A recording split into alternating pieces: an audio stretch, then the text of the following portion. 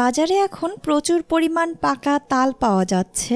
আমার কাছে পাকা তালের ফ্লেভারটা খুবই ভালো লাগে।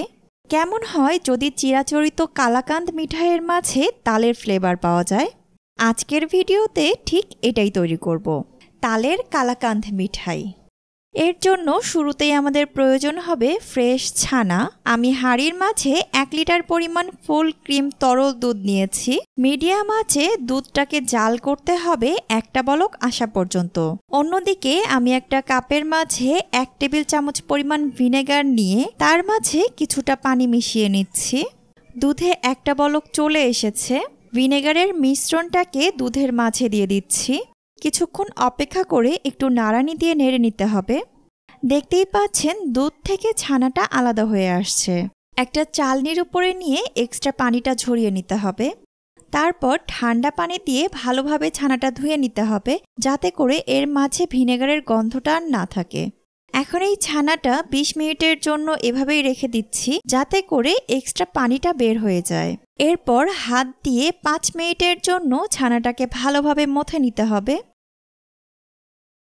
প্যানের মাঝে 1 চা চামচের মতো ঘি নিয়ে নিচ্ছি। ঘিটা একটু গরম হয়ে আসলে ছানাটা প্যানের মাঝে নিয়ে নিচ্ছি। অনবরত নেড়ে চেড়ে মিডিয়াম আঁচে 2 মিনিটের জন্য ভেজে নিতে হবে। 2 টেবিল চামচের মতো চিনি দিয়ে দিচ্ছি। চিনিটাকে নাড়ানি দিয়ে ছানার সাথে ভালোভাবে নেড়ে মিশিয়ে নিতে হবে। চিনি থেকে কিছুটা পানি ছাড়বে। আমি 4 টেবিল চামচের মতো ঘন তালের রস নিয়ে নিচ্ছি। নাড়ানি দিয়ে নেড়ে ভালোভাবে এই ছানা আর তালের রসটাকে মিক্স করে নিতে হবে। মিডিয়াম আঁচে পানিটা শুকিয়ে আসা পর্যন্ত অনবরত নেড়ে চেড়ে জাল করতে হবে। 1/4 চা চামচ পরিমাণ সাদা এলাচের বিচির গুঁড়া দিয়ে দিচ্ছি। আমি আরও 1 চা চামচের মতো ঘি দিয়ে দিলাম। দেখতেই পাচ্ছেন এই মিশ্রণের মাঝে আর কোনো পানি নেই, আর নাড়ানি দিয়ে নাড়ার সময় এটা প্যানের গা একদম ছেড়ে এসেছে।